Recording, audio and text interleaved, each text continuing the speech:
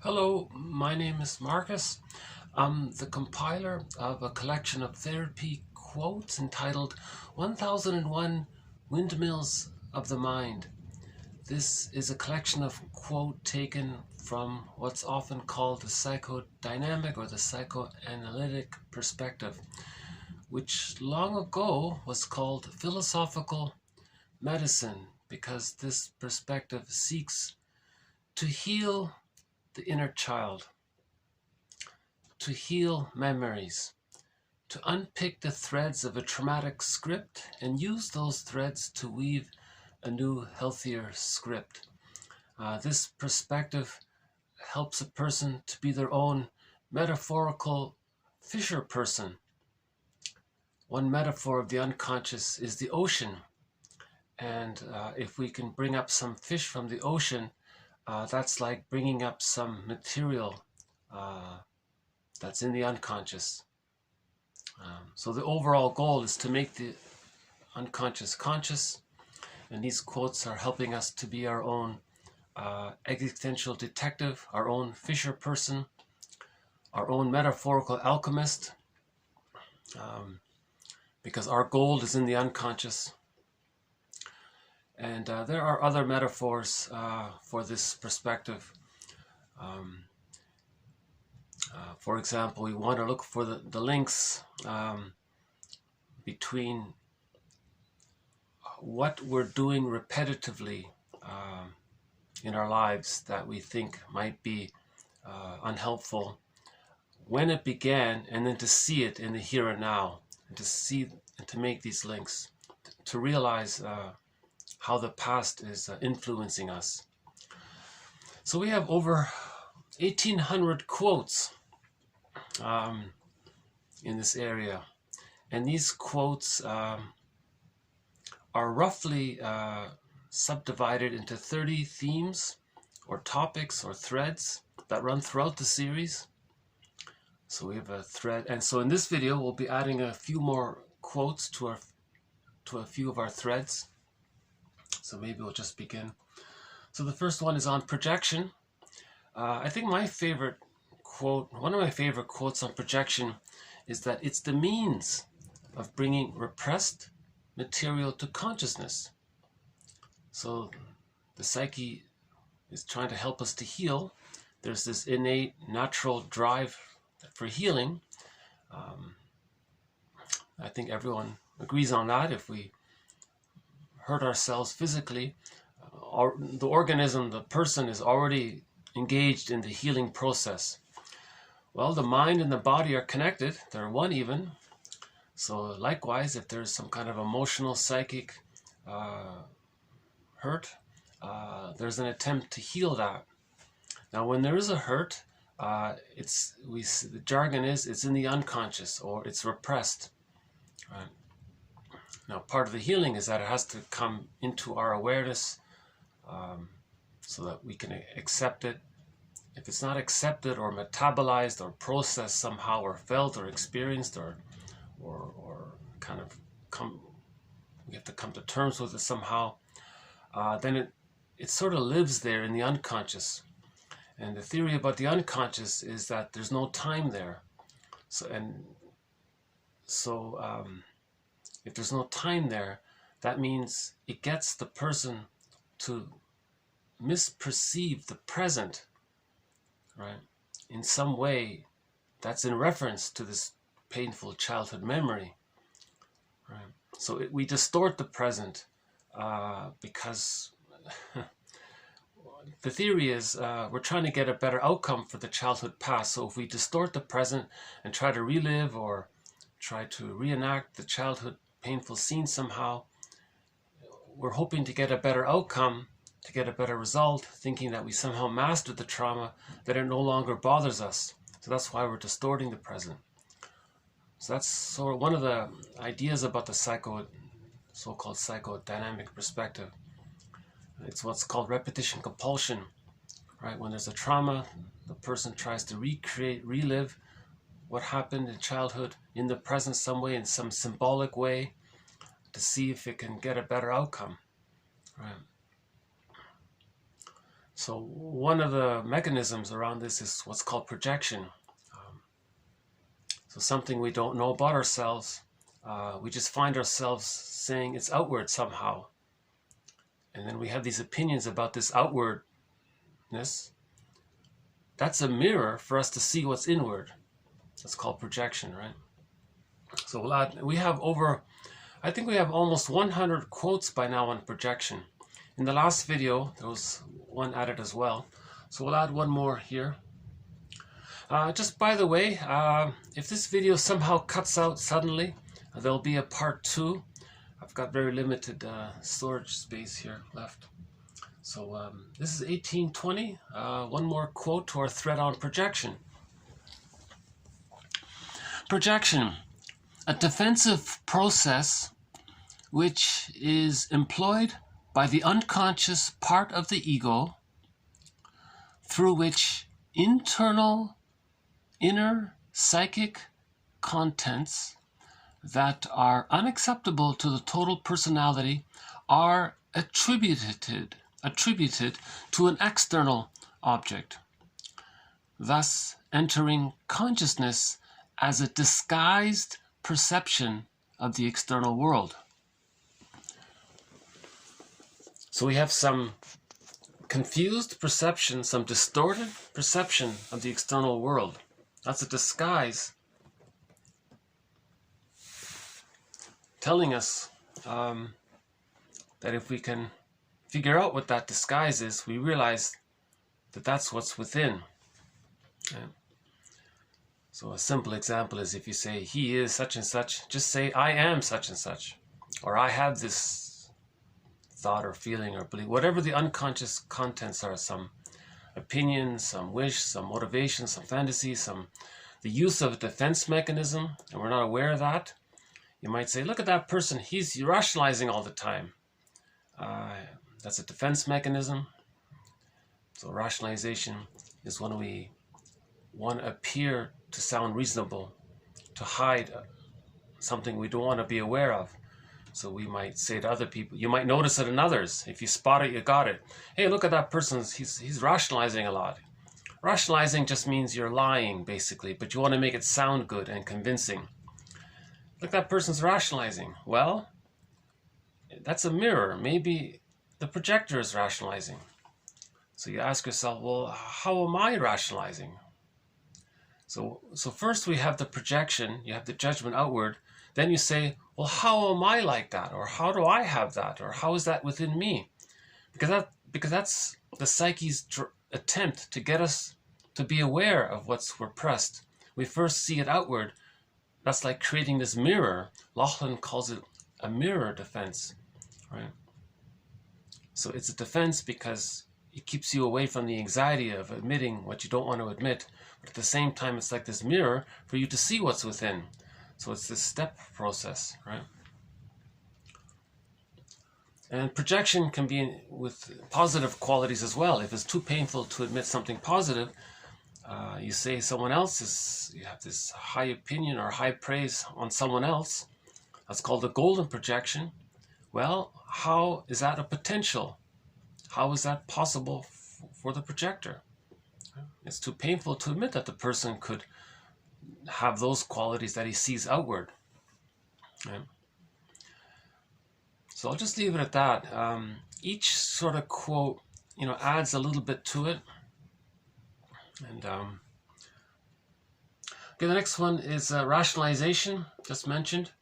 That's when you want to give the appearance of being rational. You want to give the appearance of being reasonable, to fool yourself and to fool the other, to believe what you're saying, because the purpose of which is to not be aware that you're projecting, for example.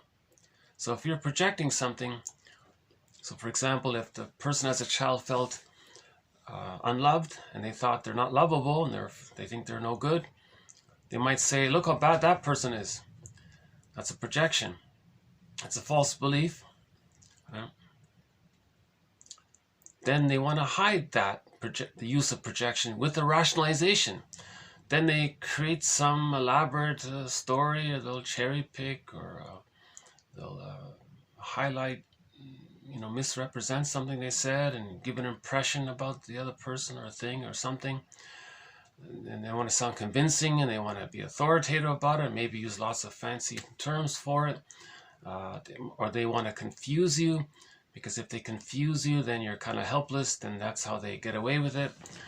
So there are a lot of aspects to rationalization. Laughlin has a very good quote on it in the Core Collection. If you search Laughlin, in this channel, there's a search engine within the channel. If you type in Laughlin, or better yet, just type in rationalization, you'll get all of the quotes on rationalization. So this one adds one more to it. This one's from one of our mentors, Edmund Bergler. Okay, rationalization. A mechanism of self-deception in which the unconscious ego supplies the driving power and the conscious ego unwittingly furnishes the shaky, quote, logic that purports to explain away the unexplainable. It is a familiar observation that many rationalizations are peculiarly hypocritical in ascribing to the promoters, okay, some kind of that that they're so great, right? In other words, logic is an instrument used for bolstering a prejudice. Okay, so rationalization is pseudo logic, fake logic, the appearance of being logical. Okay, it's a kind of using logical fallacies, tricky logic, right? Deceptive logic, right? So that's used to reinforce some kind of prejudice, right? So don't think that word rationalization means you're being rational. It's confusing. It means you want to give the appearance. You want to give the appearance of being rational. When someone's doing that, that's called rationalization. Not the best term for it, but that's what, I guess we're kind of stuck with that for now, unless someone comes up with a better term. And the second part here was the people doing it. They want to appear that they're so that they have the moral high ground, or they're more intellectual, or something. They want to look good while they're doing it. So they're lying, but they want you to think they're so great. So that's sometimes called having your cake and eat it too, right? They want it both ways. They want to deceive the other, and they want the other to think that they're so great. So the projector gets out his anger, or gets out his fears about being honest, and then he's rewarded with others thinking that they're so good. So he preserves his narcissism. People with the narcissistic pattern are absolute masters at going around using rationalizations. And they take pride in it, because every time they create a fancy lie, that they're taking refuge in what's called the grandiose part self. You know? The reason they're lying all the time is because it's too painful to admit that the true self got squelched. Yeah. So the last video, the one before this, ending, so 18, I think it's 1811 to 18, TQ 1811 to 1819. It's a long one, that one there. We had a quote about the true self, so may I refer you to the last video about that one. Right.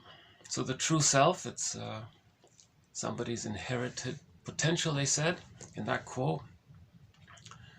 But it needs love for that to come out. Right? If the love's not there, the true self is squelched, or it gets sent into exile, meaning it gets repressed, put into the bag in the unconscious. What does the person have left? They only have what's called the grandiose part self. Right? That's sort of So again, I'll refer you to the last video around that.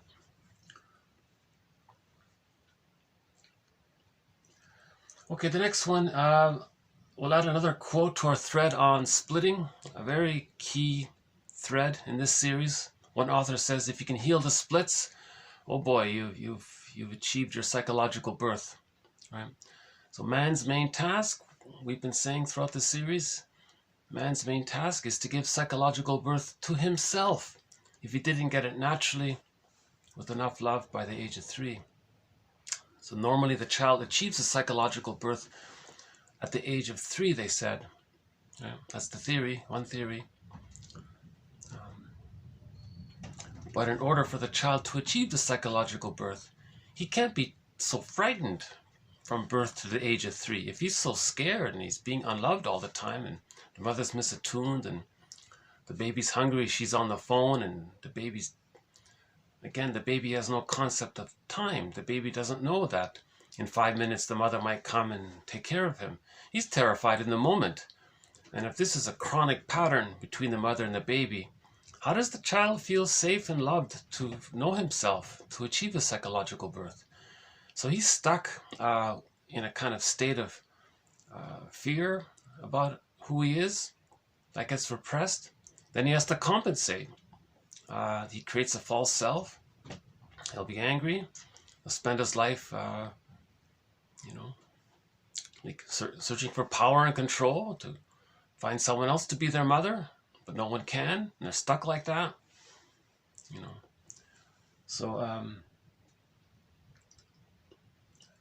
So yeah, the last video talked a little bit about what happens when the true self is lost. Actually, the next TQ 1832 has a quote in relation to that. So yeah, we will follow up on that in a minute. But let's first do this one on splitting. So the theory is that in order for the baby to feed properly, the baby can't feed with his mother if he's terrified and scared. And so if the mother's doing it wrong, using the bottle and the schedule and being misattuned or being rude about it or something, the baby has to hallucinate that the mother's doing it right so he can feed safely. So the baby creates 2 images of his mother, good mother, bad mother, but he denies that the mother's bad, even though he's relating to, in his mind, a refusing mother, but he thinks he's relating to a loving mother. So the baby creates 2 images of his mother in the beginning, but that's a temporary emergency maneuver of the mind to deal with the situation that no mother's perfect.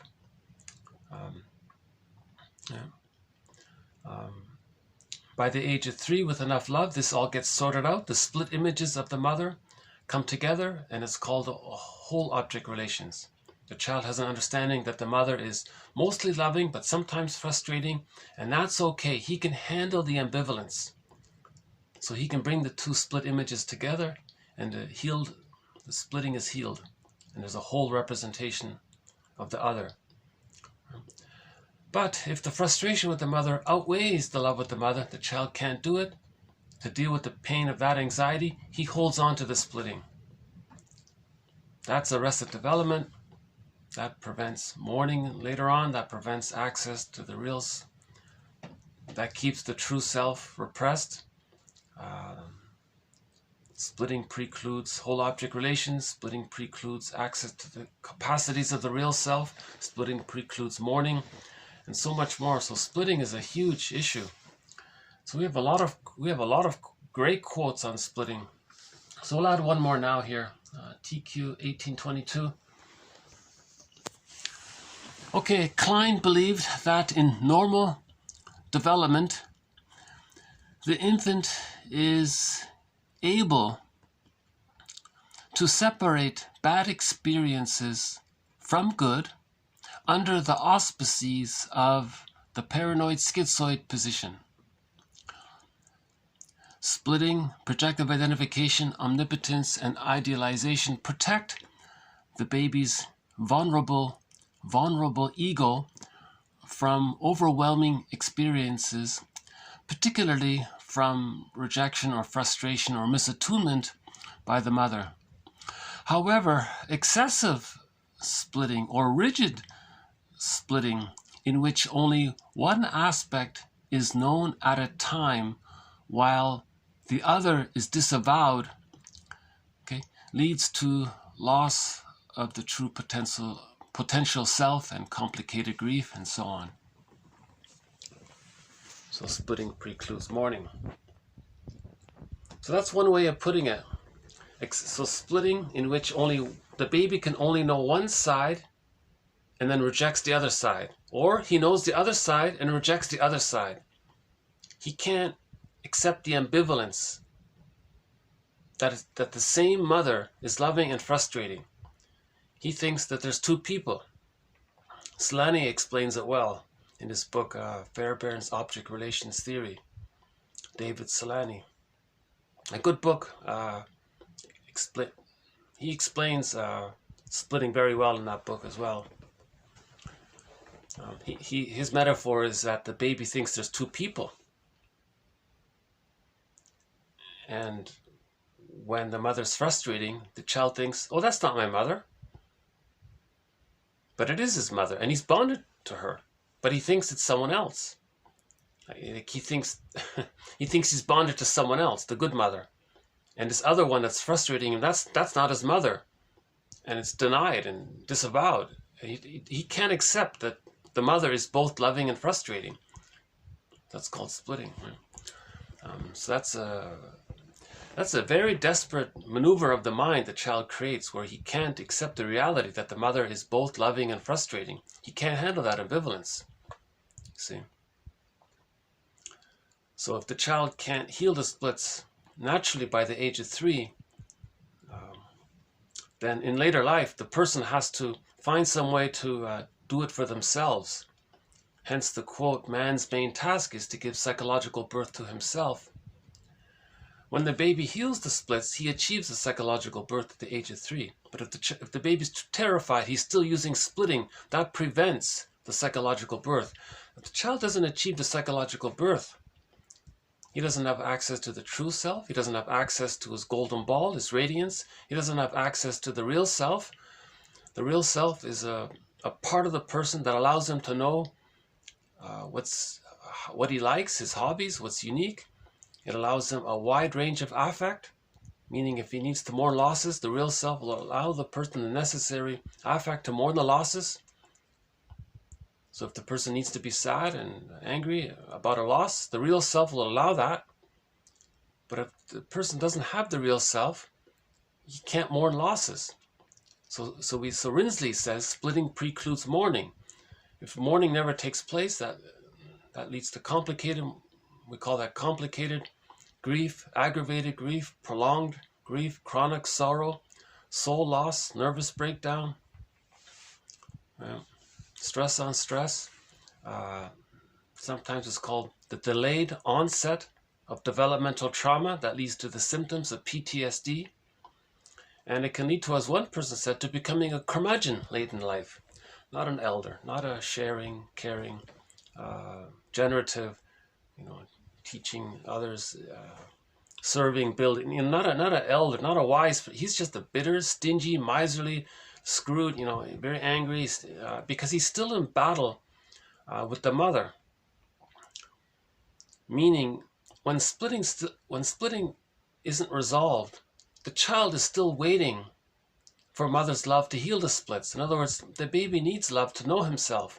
If he doesn't get the love, he's still using splitting. Now, when he's using splitting, we can say that at the same time, he's waiting for mother's love so that the split images can be brought together, amalgamated, so then he can differentiate and know himself. So the curmudgeon is still waiting for mother's love and he's not getting it. And then he projects basically everything around him as the refusing mother. And everything's disappointing to him and he's irritable about everything all the time, you see. So again, the baby needs love for him to know himself. So it's ironic, the baby needs mother's love for him to leave her.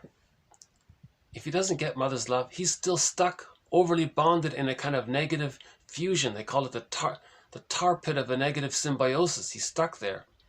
He's even overly identified with the refusing side of the mother, even though he doesn't believe it cognitively, to such an extent that he's become her. Okay, that's the narcissistic pattern, where he identifies with the aggressor. Then, okay, because he felt put down by the rejecting mother, in life he puts others down because he wants to communicate that when he was a child, his mother put him down. Okay, so the baby felt devalued. He grows up and then devalues others because he wants to communicate. He wants to create this mirror to see and to show and to say and to express that when he was a baby, his mother devalued him. And he's stuck like Sisyphus repeating it, you see. So his main emotion is anger at the mother. And he's trying to show her up, Bergler says. And one author says, it's as if he's saying to his mother in the mind, the memory of his mother in the mind, look, mother in the mind, look how I'm devaluing these safe others, these substitute others. Well, through my behavior, I'm showing you what you did to me and I didn't like it, and I'm showing you. Now he's talking to a ghost, he's talking to a phantom, a memory. Yeah. But if he's doing that, that's meant to be a mirror for him. If he sees that he's doing that, or he recognizes that he's doing that, he writes in his journal, oh, this is what I'm doing, this is what I did today, I said this, and now he looks at this journal, that's like a mirror, that shows him that that's what his mother did to him, that what he's doing to others is telling him what his mother did to him, and he didn't like it. That's like creating a mirror. So this is how the psyche is helping us to be conscious of what's unconscious. Again, if it's unconscious, it's too painful. If it's too painful, we want to heal that. So we're trying to make it conscious and so on. So this idea about healing the splits is one of the most key concepts. It's definitely among the 30 threads, that's definitely in the top 5, if not number 1 or 2. It's way up there in terms of importance regarding the, healing, regarding the moral revolution, which is to heal ourselves, right? So can I refer you to TQ 1554 and TQ 1612? Those quotes are written by authors who say that their role as a therapist is to be a coach, helping others to be their own metaphorical alchemist.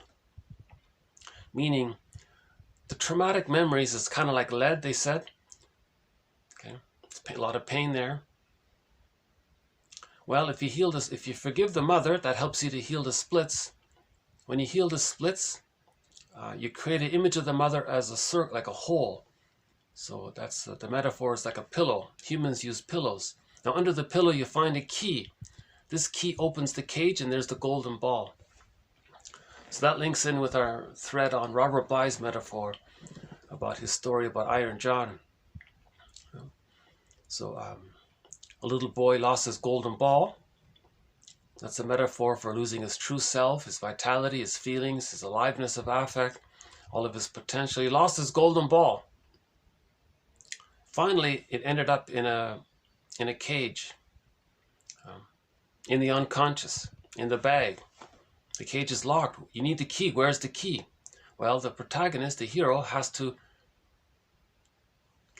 he learns that the key is under mother's pillow. Now, where's mother's pillow? Where's mother's pillow? There is none. The hero has to make it. He has to create it out of the lead. What's the lead? The lead is the pain of the split images that he's denying and he's angry about. So this is the key point here. He has to accept the reality that the mother was more rejecting than loving. Now he kind of begins to have some concept that there's two sides of the mother.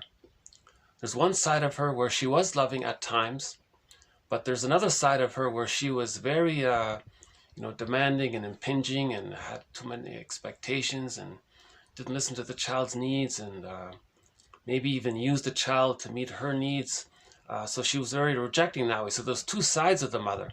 So the person has to stand back and look at the two sides. And can he bring them together? Now chances are, for a while he can't, because he's too angry at all the negative things that the mother did to the child. If the mother used the child as a teddy bear to comfort her, the child had to sacrifice himself to please his mother. And the child happily did it because he needs the bond to the mother. So for a while, the person realizes he's very angry at the mother, but he also realizes that there were positive things from the mother. But can he bring them together as a whole concept, as a felt concept of the mother as one person? Now, honestly, can you do that honestly? See, when you try to do that honestly, you think, no, the truth comes out. Maybe you're very angry at the mother. You see, it's this verdict of reality that makes the work of mourning so painful. See, that's why it has to be honest. If you go really honestly about this, you may tap into the true anger that the mother was so misattuned. Yeah. This takes place often when there's over-idealization towards the mother. When people praise their mother as the greatest mom in the world, she cooked the best dish and the best cook in the world. These kinds of, that's called reaction formation. That's a clue. Right? That's when you consciously think the opposite. That's sometimes a defense mechanism to show you that unconsciously you feel the reverse of what you're saying consciously. So unconsciously you're very angry at the mother, but you don't want to be aware of it because you're still waiting for her love. So to keep that attachment, fantasy bonds, what's his name? Someone called it the fantasy bond. You use reaction formation where you over idealize. So ironically, so then there may be a point where you have mostly angry feelings at the mother for a while. That's still splitting. Then you deny any goodness. Well, that's splitting. Now you know splitting is still there. So how do you bring the splits together? How do you forgive the mother? Well, step one, you recognize that she was trapped, stuck, caught in her existential dilemma. She was caught in her existential net. The mother may have had prenatal distress syndrome, perinatal trauma, birth trauma, trauma in the environment with siblings. There could have been forced relocation, school shock, trauma at the dentist's office, trauma while getting their tonsils out. There are all sorts of things could have happened to the mother. So she may have been intergenerational trauma. She didn't get a secure attachment style. She had arrested development. And she's in battle with her mother. So she didn't have the love to give. She never received it. So she was caught in her existential dilemma. Now you go, okay, now things start to make sense. Now you're starting to forgive her because your understanding and forgiveness are synonymous. If you understand her, you're forgiving her. It's pretty much synonymous, they say. The willingness, we have a quote, the willingness to understand and forgiveness are the same thing, he said. So one way to start with this is to read the Enneagram. There are 9 personality patterns. Now there are descriptions of the unhealthy versions of those personality patterns. That's the insecure attachment style. And there are descriptions of the healthy versions of those 9 personality patterns. And you're going to recognize honestly that the mother had an unhealthy version of one of those 9 patterns, and the father as well. Yeah. Then you realize, oh, okay, now this is honest, because the Enneagram is very descriptive, so I think it's very helpful. So the 2 main authors are Helen Palmer, and she has a couple of books, and the other one is called The Wisdom of the Enneagram. That's the thick blue book by Riso and Hudson, I think, and there are a couple of others. Actually, it's a whole industry, the Enneagram. There's conferences and all sorts of books and material about it. So, but that's just the starting point, you know, to find this verdict of reality. Then one author says, well, ask yourself this question: if your mother had a secure attachment style, if she got her needs met when she was a child, if she got her symbiotic needs met, if she was seen and accepted, and she got supported and was encouraged properly, in other words, if she was loved properly, isn't it reasonable to assume that had she been loved and was filled with love and had a psychological birth and was a mature, healthy, calm, loving adult, not some angry parent, which is really an angry child, in other words, had she received lots of love, isn't it reasonable to assume that she would have extended that love to you? Well, of course, that makes sense. You have to imagine that, you see. So that's part of seeing the two sides, that she could have, if she would have, if she could have. And despite the fact that she didn't, she somehow still found a way to show her love, even though it was in disguised, convoluted form. She still managed to show her love in her confused behavior. You see, in her confused behavior, she did love the child somehow. Right? So you got to have a whole concept of the mother to forgive her. Okay, that's creating an image. This is the metaphors. That's the pillow. The pillow is a round circle, so it's a whole round circle. Okay, when you do that, you find the key under the pillow. That opens the cage, and you get your golden ball. Right? So we have to heal the splits. Right? Reparation of the other leads to reparation of the self. So key concept here. I highly recommend, if you do the search engine, type in just splitting, the word splitting. You'll get all of the quotes. I think they all show up on splitting.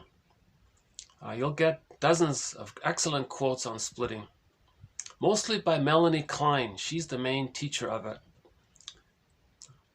Now sometimes this word splitting is associated with her jargon around what's called the positions. So she has, in the beginning, it's called a paranoid schizoid position, because with splitting, it's not, the emphasis is on the word position.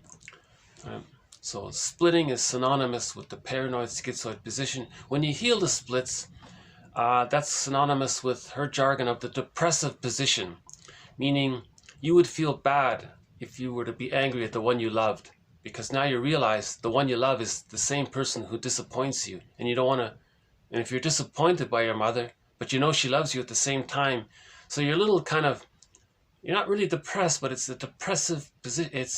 She means it that way. But with the splitting, there's no feeling of guilt or remorse or the need to feel sorry or apologize, because it's two people. You don't recognize them others. It's Jekyll and Hyde. You think they're separate people, but Jekyll and Hyde is one person. See, right? In the fairy tale,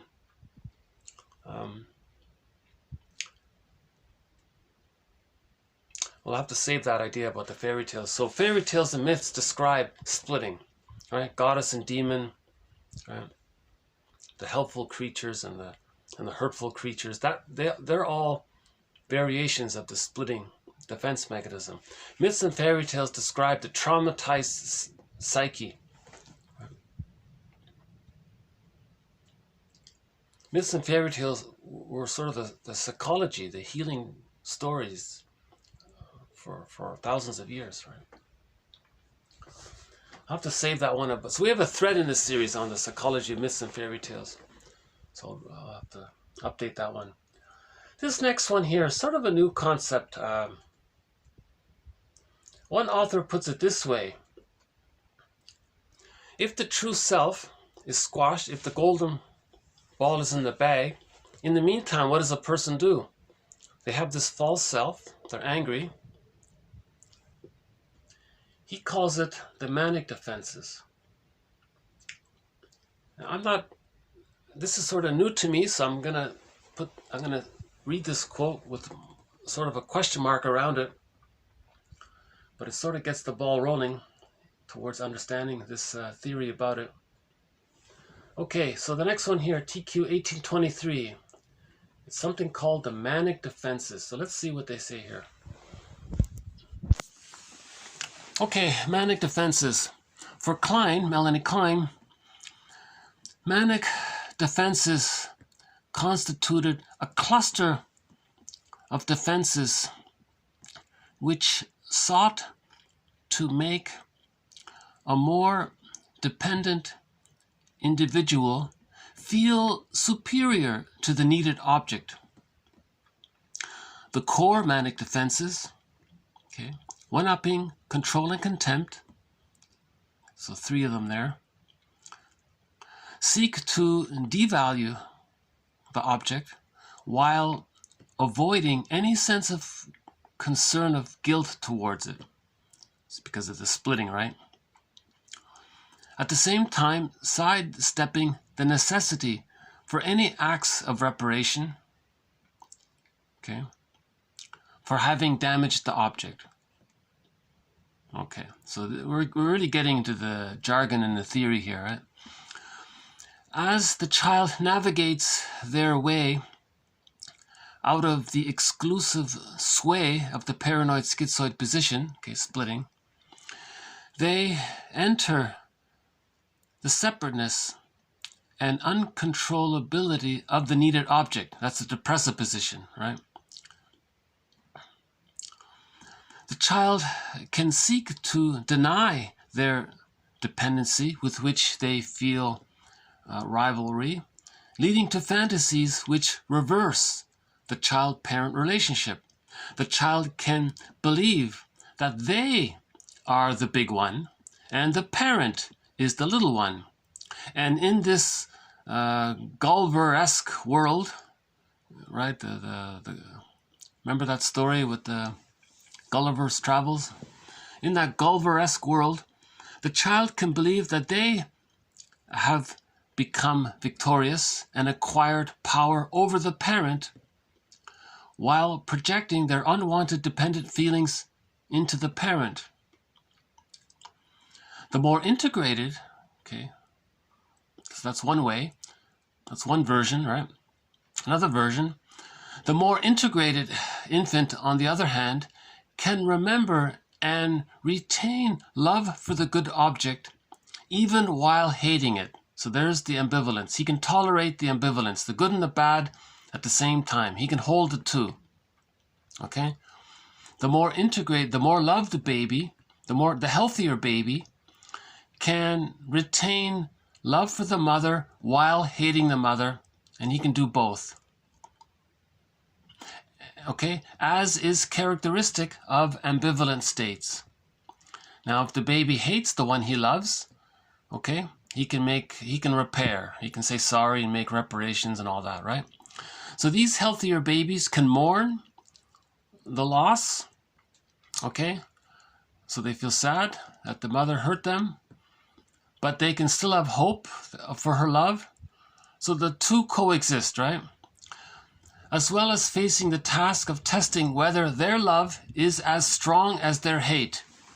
Okay? So love and hate are together. So the baby can, okay? This quote, I'm going to have to let you read it and work through it. It takes a while to explain. And the reason I'm rushing through this video is because I know I'm short on time here. The last video, it takes like 4 or 5 days to upload. And I have like limited storage. So I'm kind of rushing through this one here. I find myself eager to get these quotes out, so I'm posting these quotes as many as I can. There aren't many people out there distributing psychoanalytic quotes. You know, this collection, 1001 Windmills of the Mind, is, to the best of my knowledge, only the second collection of psychoanalytic quotes out there. Right? The first one was done over 30 years ago. Was it 1990? Over 30 years ago, the first one was done. So it's been a while. This quote is a huge, massive update, a needed update. So I'm eager to get these quotes out. So if splitting is still being used,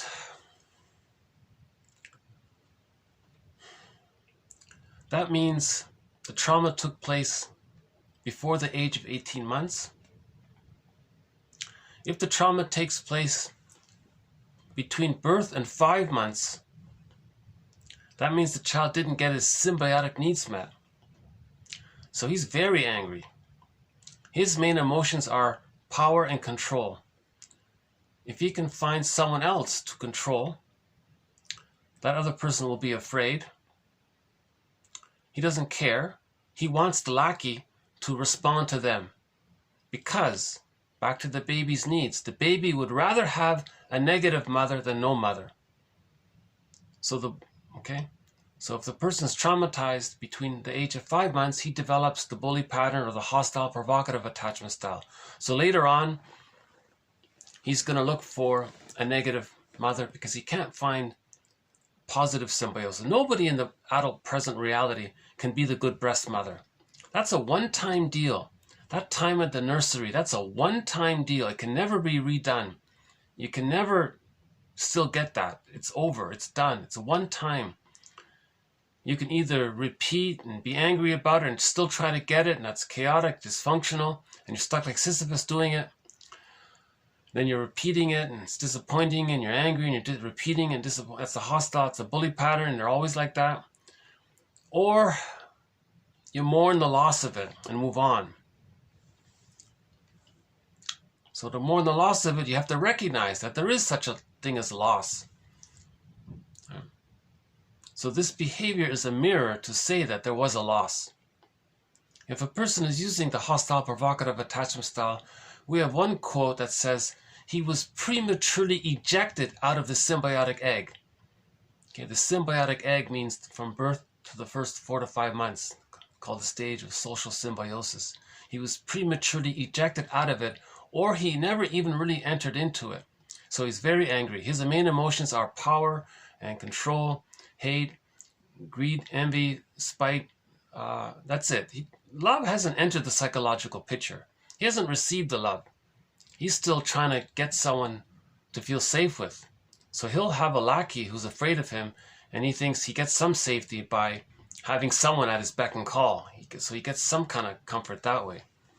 Now it doesn't last. The lackey's going to get fed up and leave. So then he'll find another lackey, and he's stuck constantly doing that.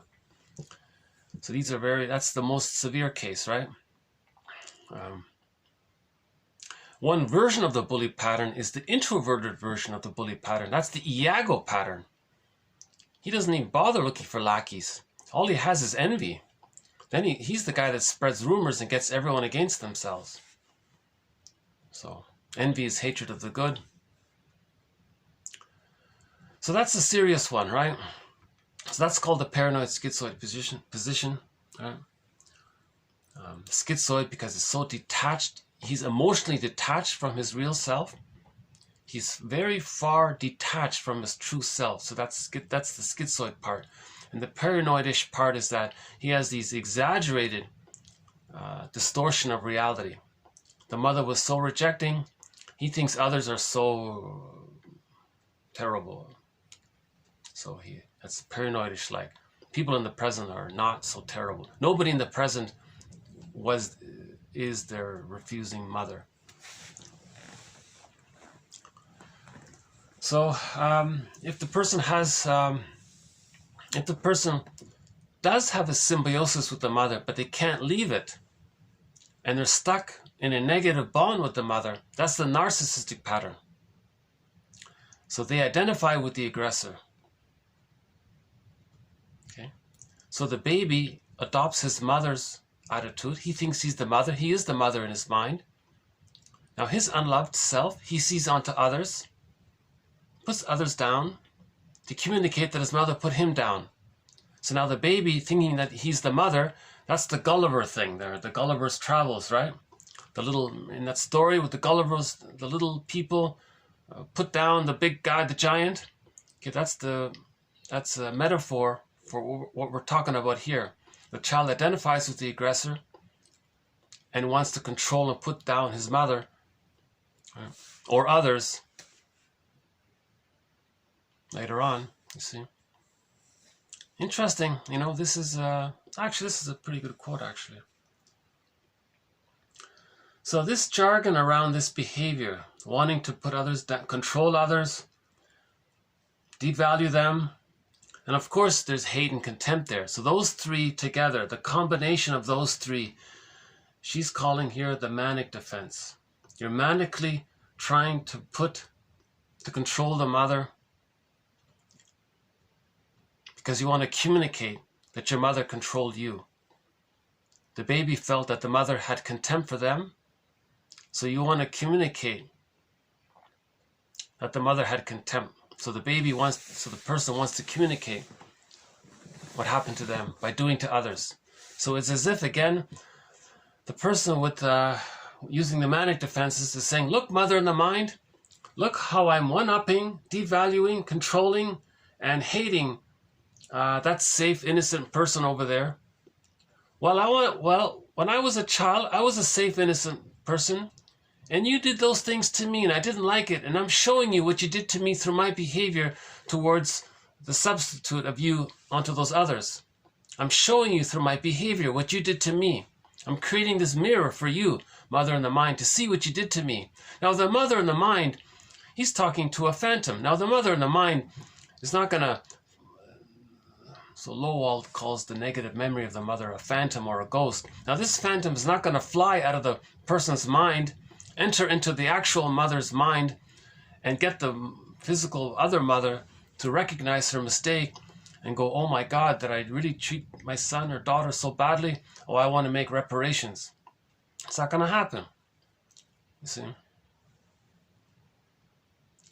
One elaborated fantasy would be that the mother goes, did I really do such a thing? Oh, I better invent a time machine, bring my child back to the nursery, redo it, correct it, and come back into the present and heal it, make it better, and make it all right. Again, that can't be done. You know. So the manic defenses are a mirror to communicate that the person is still using splitting. I'll put it that way. Okay, yeah, I feel rushed because of the time. This is going to cut out fairly soon. Okay, emotional eating. We'll do a couple on emotional eating. Another one of our threads here, the psychology of emotional eating. Okay, emotional eating appears to be related to, traumatic experiences in infancy. Okay, another one. Resorting to the magical thinking of food for its instant ability to soothe, and then taking refuge in this grandiosity. Okay, another one. The missing holding introject, or the missing internalized good object. Okay, so in other words, insufficient positive memories with the parents. The emotional eater gratifies his infantile omnipotence by disavowing his internal narcissistic injury that he cannot soothe himself, but accepting the external narcissistic injury of depending on comfort foods for emotional management. So he made a compromise. Okay, so if the child doesn't have his true self, he has his infantile megalomania preserved. It's called taking refuge in the grandiose part self. The grandiose part self is always there up until the age of 18 months. But it's dissolved with love. But if he doesn't get the love, he can't dissolve it. In fact, if he doesn't get the love, he takes refuge in it. So there's a narcissistic injury where he can't comfort himself. So he uses the cookies. And he makes a compromise. Fine, I'll have a dependence on these cookies. So he's still proud of his ability to manage it somehow. So in other words, he's still taking refuge in his magical thinking. The cookies are like a magic wand and they instantly make him feel better. But the cookies are just a trick. They just trick the brain to send the person serotonin. But he'll accept that. But he won't accept the narcissistic injury that he's unloved, that he was unloved. That's too painful. That is too painful to accept. Right? So the narcissistic pattern is where you are very invested in not wanting to believe that the mother rejected you. In fact, many people with the narcissistic pattern worship their mothers because they are her. You see? And to question her would be to question themselves. So they're very stuck there. See, again, it goes back to the fusion. So may I refer you to our thread on the narcissistic pattern for an elaboration in this area here. So again, the child's concept of himself and his concept of his mother are fused in the beginning. He doesn't know where he ends and his mother begins. It's fused. Right? So if the mother's rejecting him, he feels that since the mother is a part of him, now he can't accept that the mother's rejecting him. So he splits off the image of the mother as the rejecting mother and the all-powerful mother. So he accepts that the mother's so powerful. Now with his grandiose part self, blends that with the all-powerful mother. Now his unloved self, he sees onto others. So he thinks he's so important, special. He puts down others and he preserves his grandiose part self and his loyalty to his mother. I don't know if I got that through, but that's partly it there. Okay,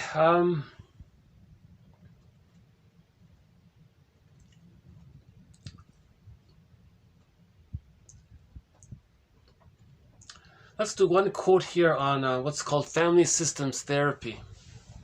Okay, the task and the aim of adolescence, okay, is transformation. Not physical separation per se, not necessarily, quote, push him out of the nest and that's it, but a transformation of the relationship to the self as well as to the parents.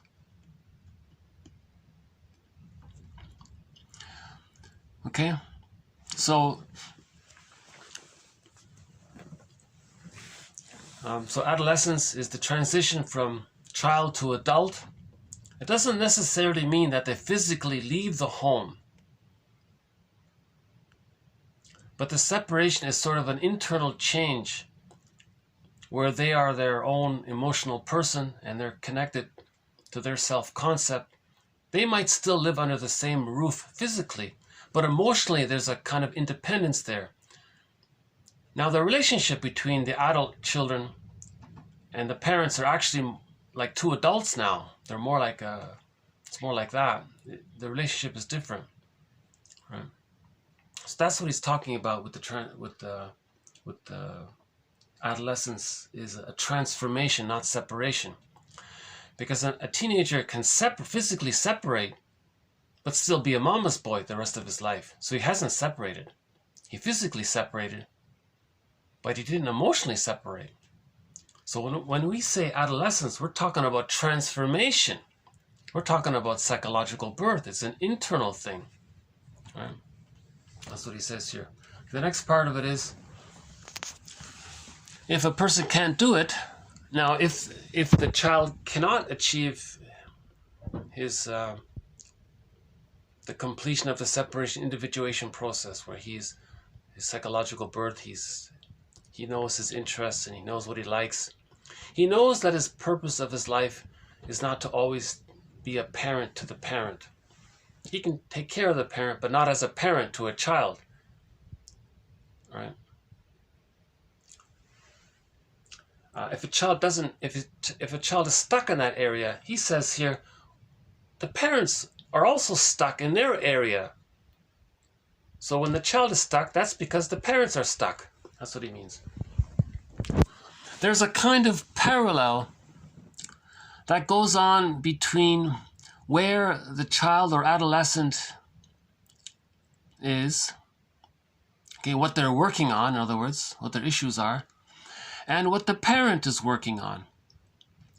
So quite often you see the child get stuck because the parent is stuck, okay? The parent hasn't worked through a particular aspect of their development.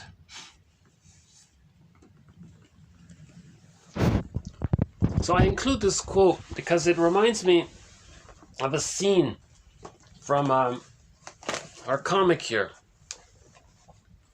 This has won a Golden Windmills of the Mind Award, this comic. It's called Psychoanalysis. Okay, so I've mentioned this several times in previous videos. Back in 1955, 4 issues were put out of this comic, Psychoanalysis. Again, this is an educational comic. This particular one is educational. It's not just some frivolous sort of drama or something, using psychobabble. Quite the contrary. This is actually a demonstration of the therapy process. It's an educational. It's part of what they call the mental hygiene movement. emotional hygiene movement is teaching people about psychoanalysis. This is excellent. They put out 4 issues in 1955. 2 years ago, they bundled these 4 issues up and reprinted them into this book, right? So it's available in this hardback, all 4 issues, as well. Luckily, it's online as well. And if you go to the publisher, Dark Horse Publishing, is that it there? Dark Horse Publishing.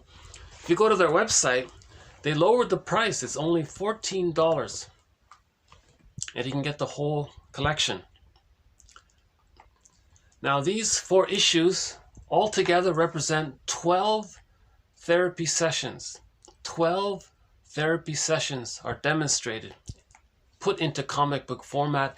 Yes, it's dramatized to some degree, but it's not over the top. It doesn't destroy the purpose of teaching psychoanalysis, right? It doesn't make fun of psychoanalysis. It's actually trying to teach you psychoanalysis. This is educational. This is the best introduction to psychoanalysis that I can think of. So there are 12 sessions. So there were 4 sessions with a guy named Freddie, 3 with Ellen, that's her there on the couch, and 5 with Mark.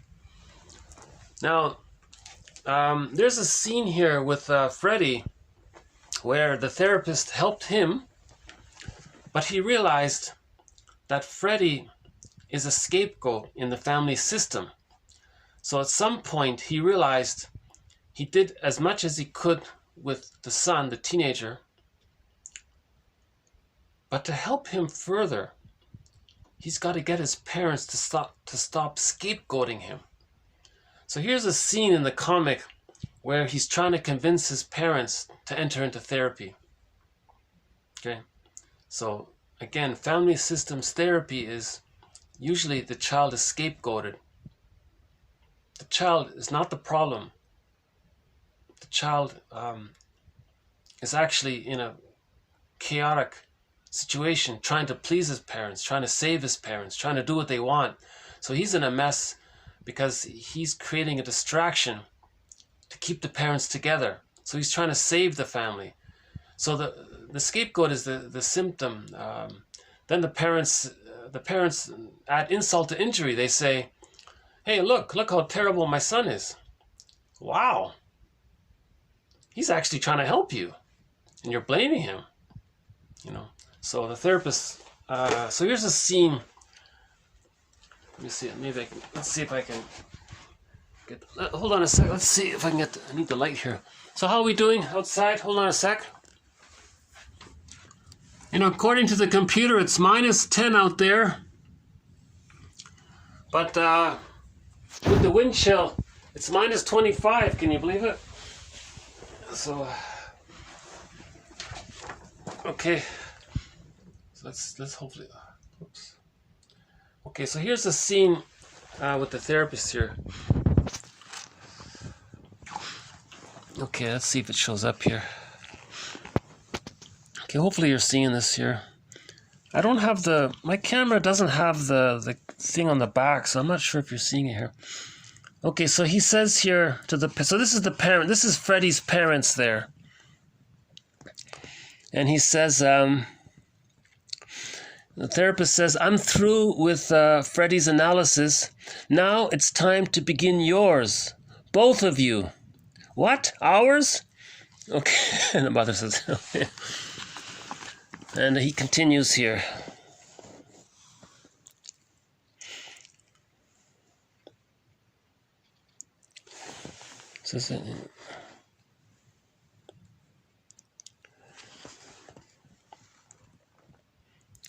Yeah, okay.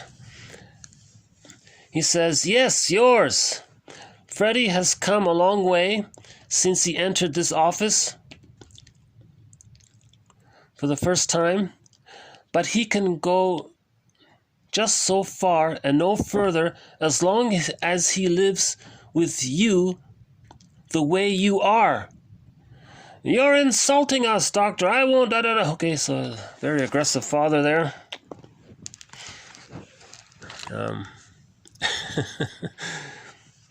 So he explains, I'm advising you, Mr. Carter, your son doesn't want to become an engineer like yourself because he dislikes you too much.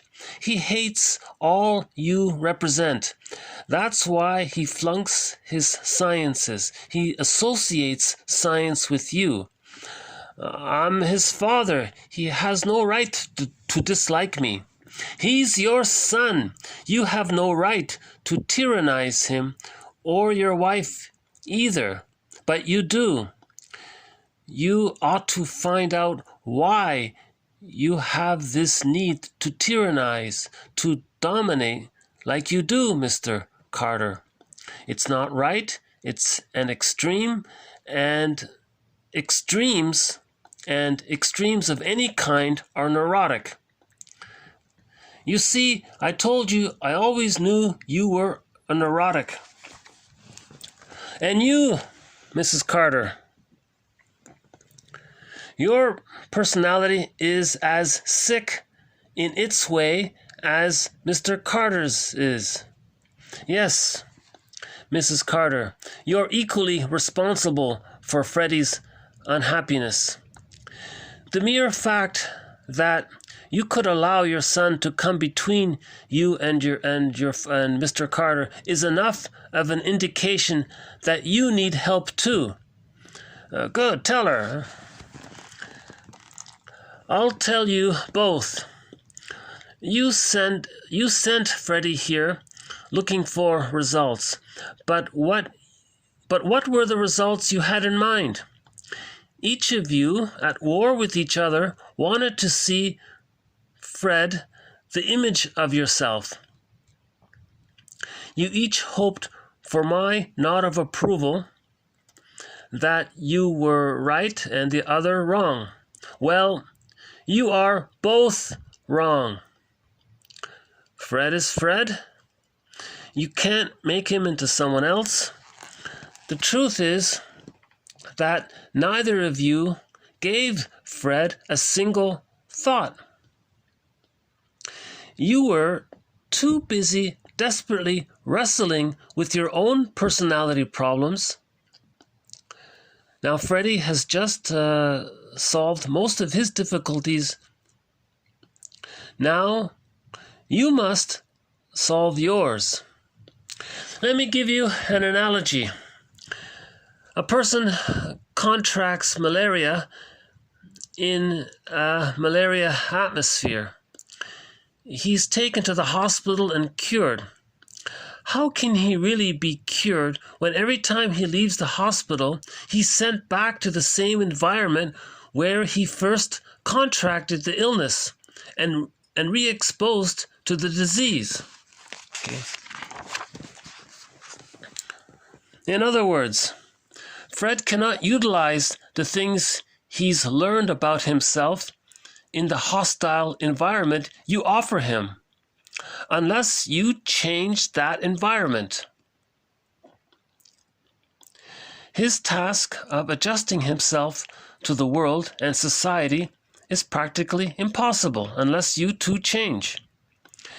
Is it possible, John? Do we need help too? Says the mother. Yes. Both of you need psychotherapy. You must each discover your underlying fears and maladjustments. You must cleanse the sick soil from which many of Fred's problems sprang. We've reached that point in Fred's analysis where he can no longer go it alone. In the case of a disturbed child, it is usually a requisite that the parents partake of analysis too. Discovering the truth about yourselves is the first step towards your happiness and Fred's. Okay, then he says he'll give it, okay, then they come around and then he lets Freddie free and they said, all right, we're finished with Freddie here. So the parents, so he succeeded there And the parents have both agreed to enter therapy, right? So it was this idea of family systems therapy. Yeah. To heal Freddie, you got to heal the parents. You heal the parents, Freddie's fine. Freddie's the symptom of the sick parents. Now, if you read this comic, you'll understand what I'm talking about. Absolute, highly recommended reading here. Okay, 12 therapy sessions. Yes, it's a little dramatic, maybe a little. That scene there sounded a little over the top, but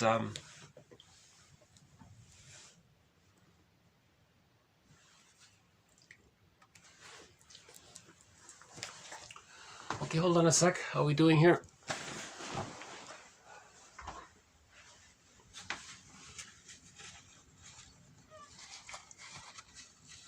I don't know if you can see the water there, but there's the waves are. Can you see the waves there?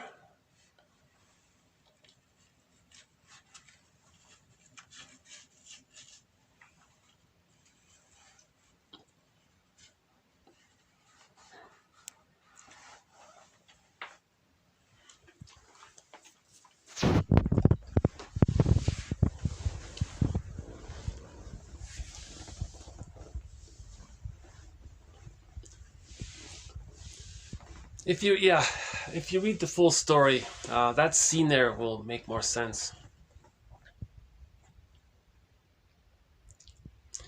So we've already included a few scenes with Mark and Ellen. So that's just one there with Freddie. Actually, Freddie's a very interesting case, I think, because he was on the verge of becoming Iago. A person with an Iago personality. Because he was having a very rough time with the father, very aggressive, the mother equally damaging. And one day he discovered that his parents were arguing amongst themselves. Freddie enjoyed it, because that's the only time he got relief from his parents. So he felt happy. That's Schadenfreude. The Schadenfreude was he created a problem between the parents. See, the father, there was too much pressure. There was way too much pressure on him. And the only time he felt less pressure is when he managed to get his parents to argue amongst themselves. So that's the Iago pattern. Iago pattern is he, behind the scenes, does things to get others against themselves, and he feels some relief. So that's the Schadenfreude. A tough case, right? That Freddie one. Actually, that's a very tough case, that Freddie one. All three of them. Actually, the toughest case, now I would say the toughest case is Freddie and Mark. The Ellen's case wasn't so bad. She was dealing with unconscious guilt. Speaking of unconscious guilt, we have one more quote on that area here.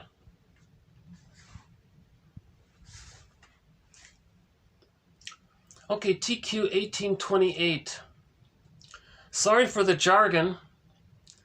Like Robert Bly says, forgive psychology for its jargon, just forgive it. Okay, so the jargon here is uncomfortable jargon, but anyways. So he calls it here emotional masochism or moral masochism. Okay, it's a repetition of suffering at the hand of a traumatic script. Okay, so this Sisyphus behavior, this self-defeating Sisyphus behavior is sometimes called moral masochism, right? Now, according to Karen Horney, another one of our mentors, okay, so we've got Edmund Bergler and Karen Horney are two of our mentors here. According to Horney, emotional masochism is a neurotic expression of striving toward safety through a merger with a powerful other. Okay, so he's still waiting. So he's still waiting for mother's love, right? Another author, I think it's Esther Maniker, hypothesized that girls may learn to put themselves down to avoid punishment from mothers who want no competition. Right?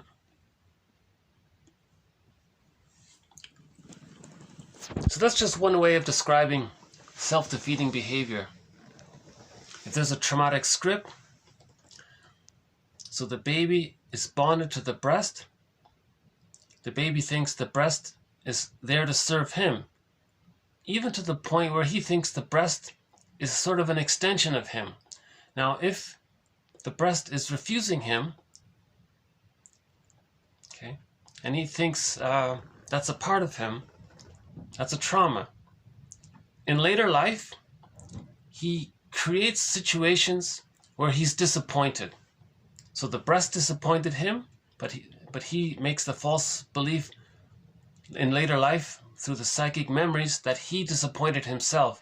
So later on, he wants to feel disappointed in life.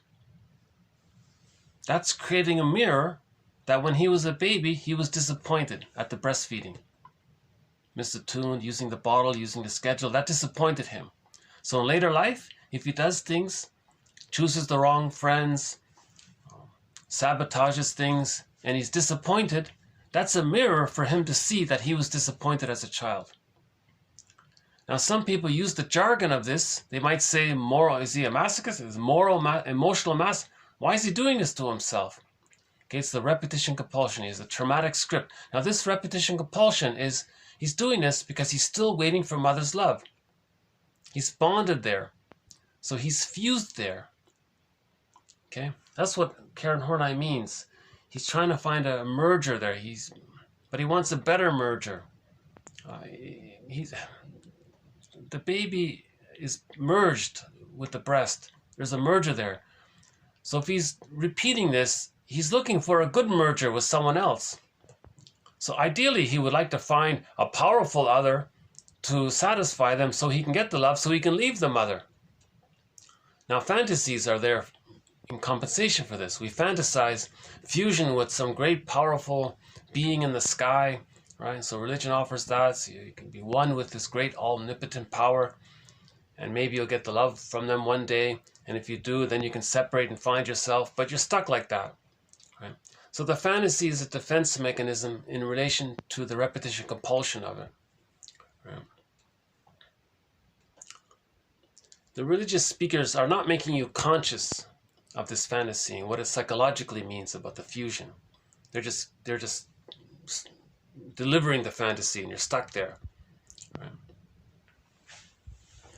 Albert Hubbard has some very graphic terms around this. In the last video, I mentioned one of it briefly. Okay, we'll do one more quote from our mentor, Edmund Bergler.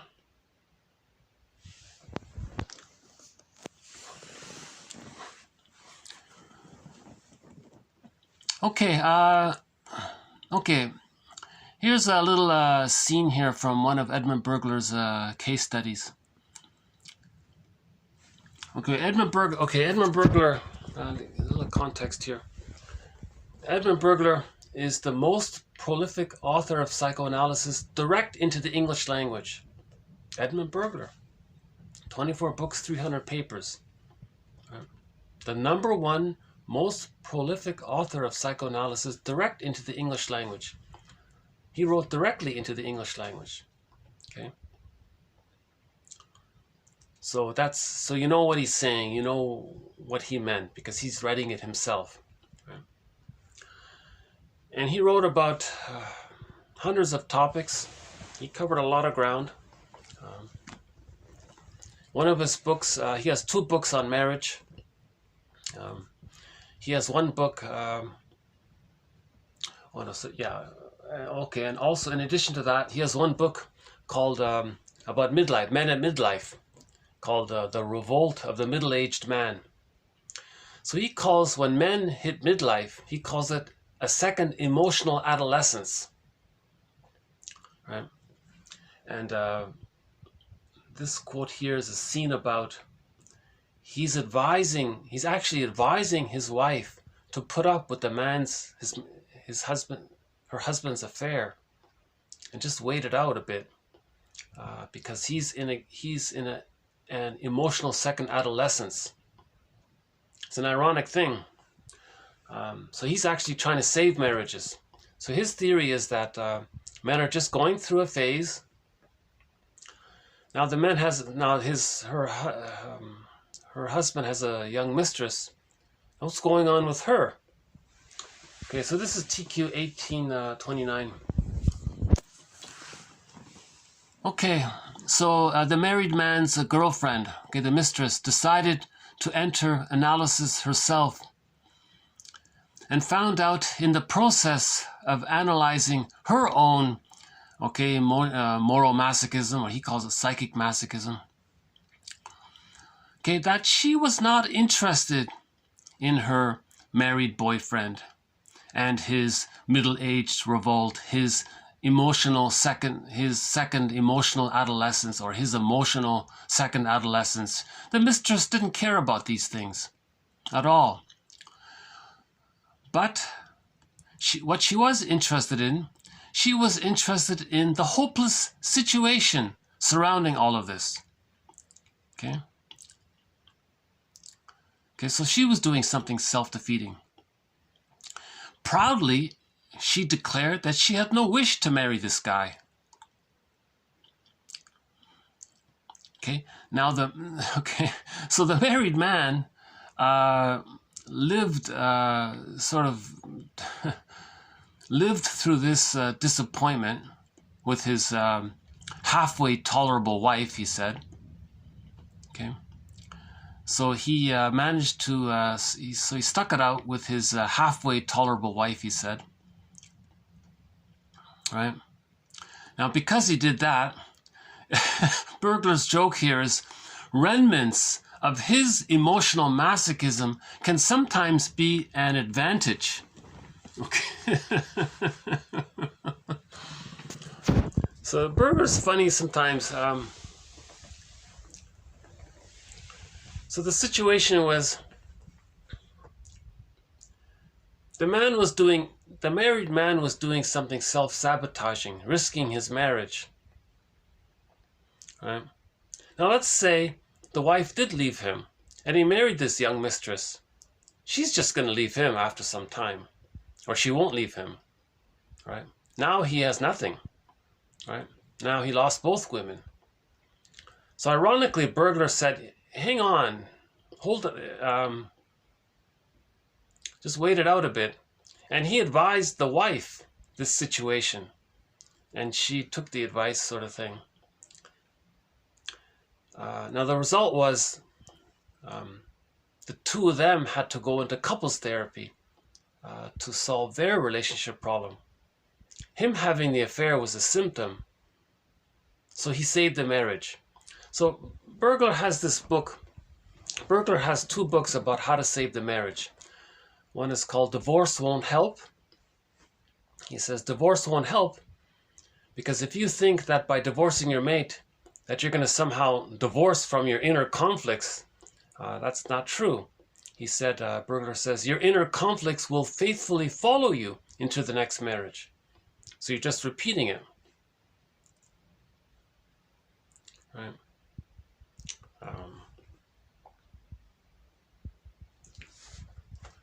Bergler says, don't run to the nearest lawyer, run to the nearest therapist. If you're having a problem in your marriage, run to the nearest therapist, not to the nearest lawyer. Right?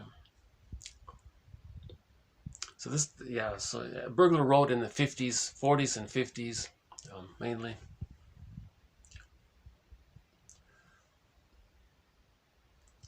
Okay, we have one definition of the unconscious here, 1826. Okay, unconscious.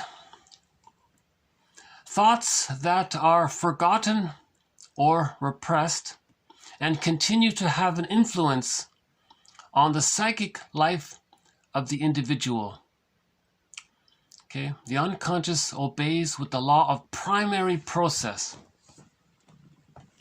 Okay, so that phrase there about primary process, that's a follow-up to the last video, TQ 1811 to 1819. we started a new thread about primary process thinking. So in the unconscious, it's like Alice in Wonderland, primary process thinking. There's condensation and all of these immature defense mechanisms, the paranoid schizoid position, identification with the aggressor, projecting, doing negative magic gesture, doing to others what your mother did to you because you want to communicate what your mother did to you. These are not reasonable things. That's called primary process thinking. I think the simplest way to summarize it is, Eric Berne has this model of ego states. He says every person has three minds. He's got the adult mind, the reasonable, conscious, reasonable mind, the adult mind. He's got the child mind, and he's got the parent mind. So the child mind and now when he says the parent mind, he means the critical parent. The healthy parent is synonymous with the adult. So when he says parent, so his model is PAC, parent, adult, child.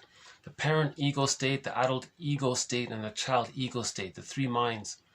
But when he says P for the parent, he means the inner critic, the superego, the negative, right? The anger and identification with the aggressor. It's basically the child who's identified with the parent. So it's another version of the child mind, right? It's the active version. So when the child was a victim, that's the child. When the child is grown up and he's active and he does to others what his mother did to him, that's the parent mind. So these two, the P and the C, that's primary process thinking. It's irrational, it's emotional, it's chaotic, all this stuff. The adult mind is the reasonable mind. So the adult, that's called secondary process thinking. So the secondary process thinking, that's the mature mind, right? The characteristics of a healthy adult, right? This other stuff that you see, all this neurotic stuff that you see, either in its passive victim form or in its active manic form, in the manic defenses, that's primary process thinking. So they're different. So the unconscious uses primary process thinking. The goal is to move more energy into the secondary process thinking. So when we heal, that's what happens. That's the idea there. And we've been using all along the image of Roy, what's his name? Roy Lichtenstein. Yeah, this one here. So we can say here that on the left there, that represents his unconscious. That's primary process thinking. Now, whatever reasonable thinking he has left, that would be his secondary. But this is the puppet master for him. So he may be strongly influenced by his unconscious. See?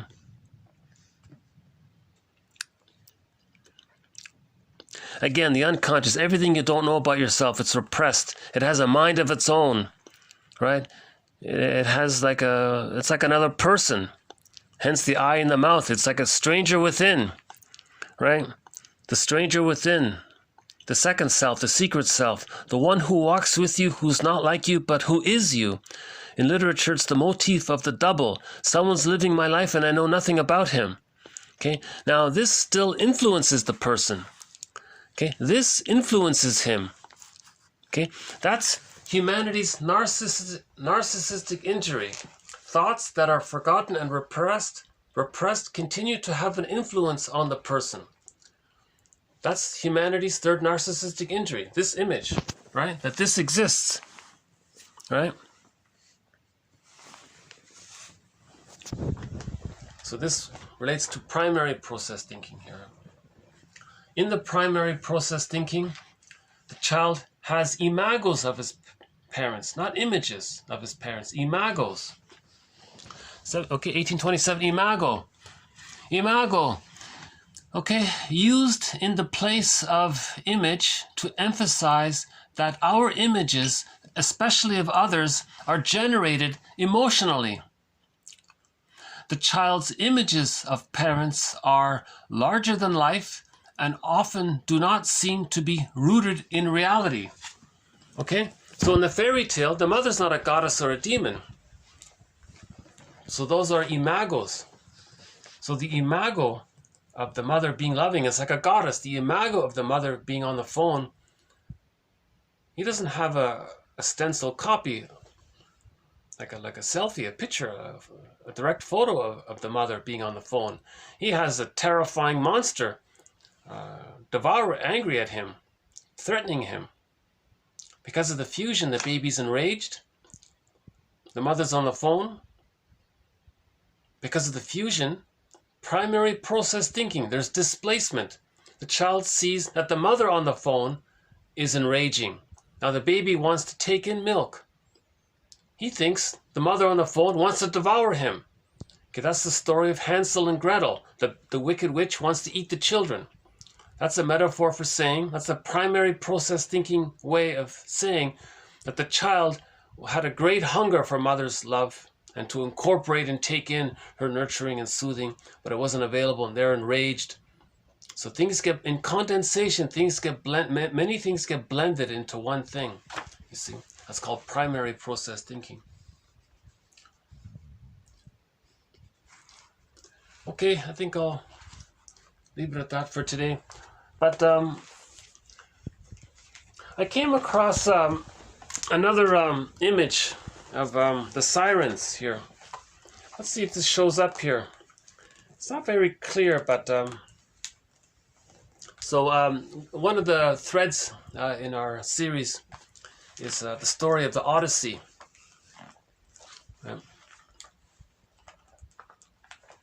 So Odysseus had a long journey to find his psychological birth, to find his golden ball. In that story, that form of it is reunited with his feelings, represented by the beautiful woman, his wife, Penelope. Every element, every image, everything you see in a myth represents images of one's psyche. It's all primary process thinking.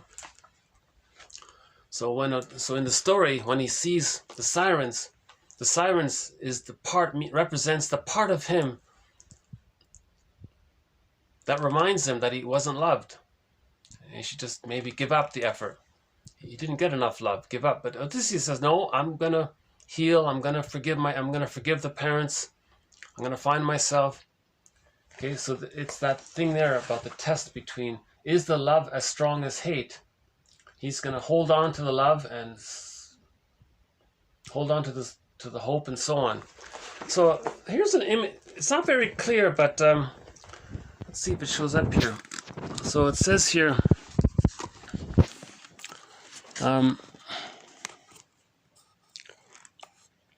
how's it showing here? Okay. Let's see, hold on. Yeah, I can try another angle here. Well, is this better?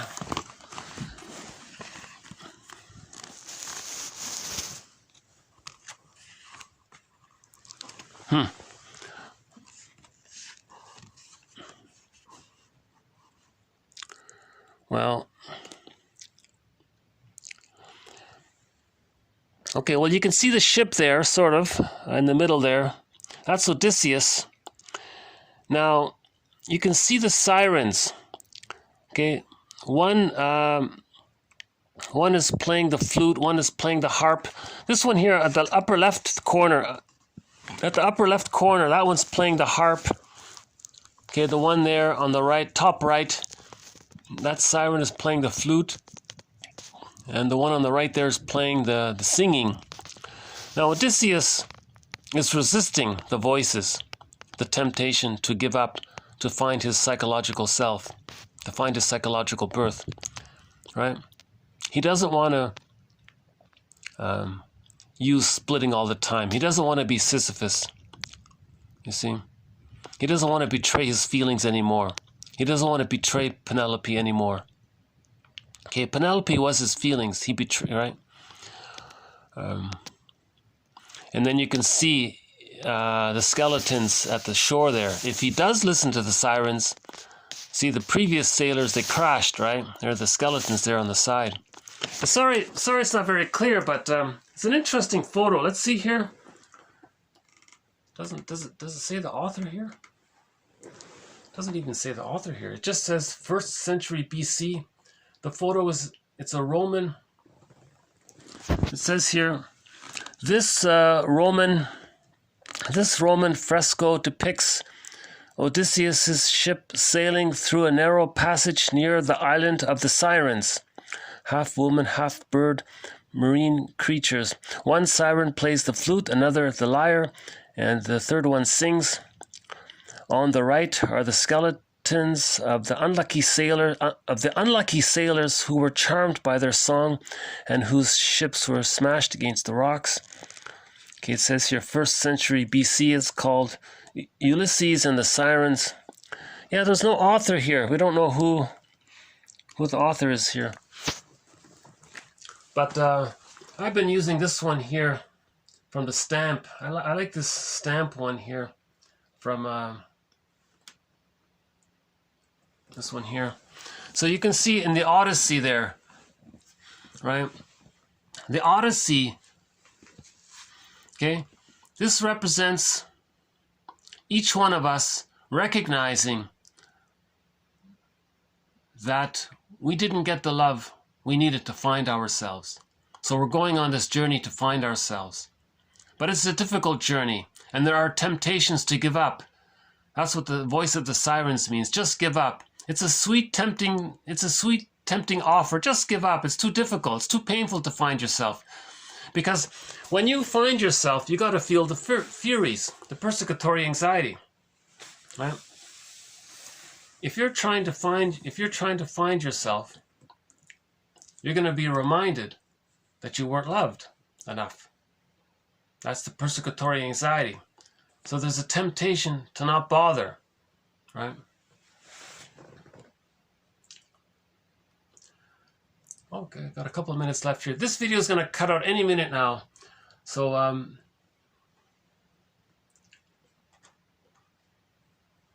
in the next video, I'll read a part of the scroll mark number 4 from this story here, the Ogmandino one.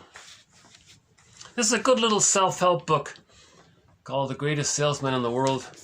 And he's got here the scroll mark number 4. Maybe I can get a part of it in here. Okay, the scroll mark number 4. Okay, you are nature's greatest miracle.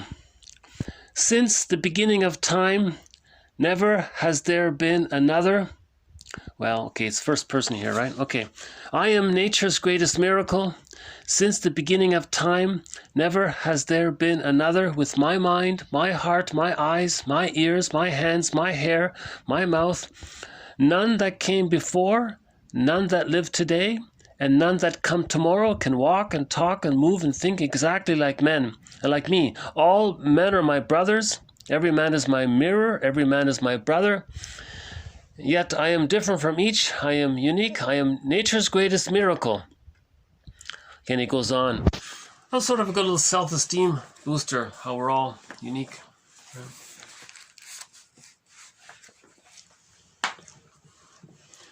Okay,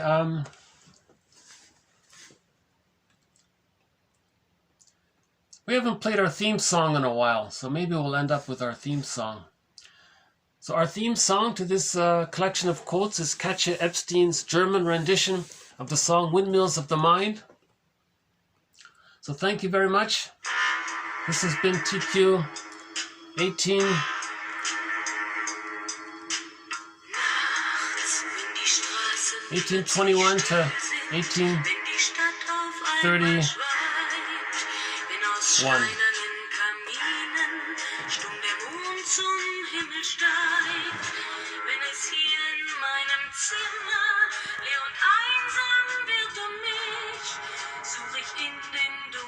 Schatten, die Erinnerung an dich, und ich fühle, wie ein Augenblick zur Ewigkeit gerinnt, wenn das Spinnrad meiner Träume längst zerrissene Fäden spinnt und sich leis zu drehen beginnt, wie sich Mühlen drehen im Wind.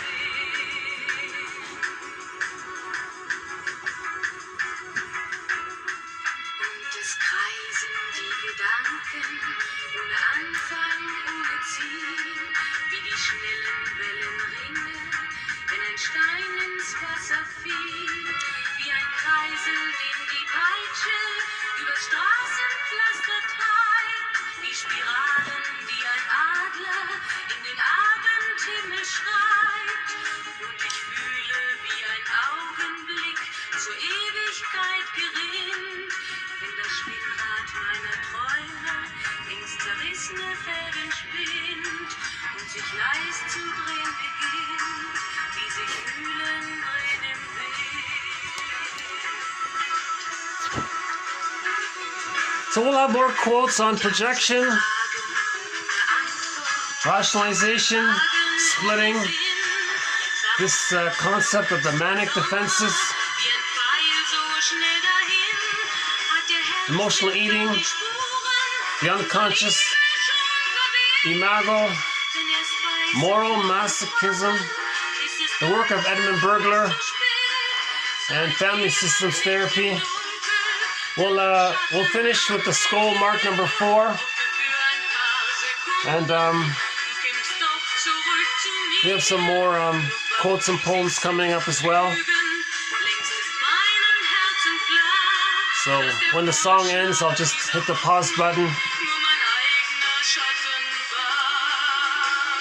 So these quotes are helping us to be our own caring witness.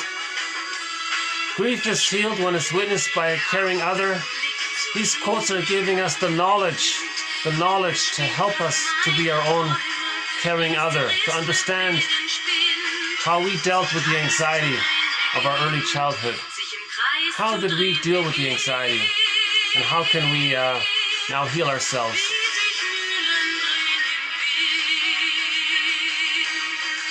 Windmills of the mind. We'll add a few more windmills of the mind. Thanks again. Bye for now.